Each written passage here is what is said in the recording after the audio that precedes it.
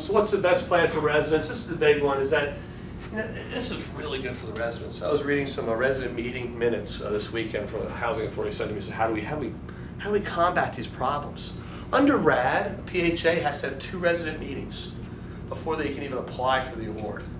So before they get the application, they have 2 resident meetings. Once you tell the residents, we're going to talk about RAD, the first thing the residents think is, oh my God, they're closing public housing. What's going to happen to my unit?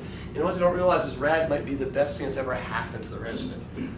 1, it's going to overcome funding and sequestration. It's going to preserve the property.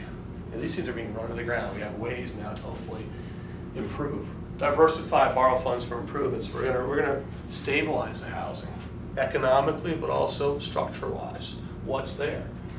We're seeing a lot of partnering, reposition, redevelopment. Public housing, you're really creative in this. And you're going to find somewhere, they might be downtown in a tower that's just really restrictive, and next thing you know, they're going to be out on 20 acres with pools, with clubhouses, with jungle gyms for their kids. This is repositioning of public housing totally.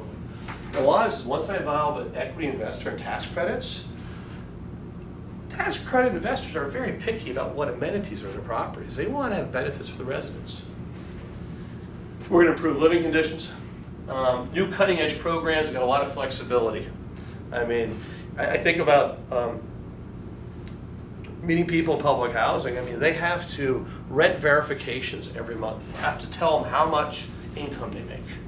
You got to show all the income you made every month, residents. I mean, it's a pain for the residents too. Once I exit RAD, that is not necessarily there under the structure.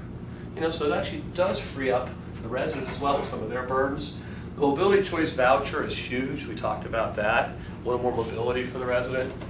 And the main thing is public housing is not disappearing, it's just transforming. I mean, a lot of people are saying it's just going to do away with public housing, and no, it's going to transform public housing, and all for the better.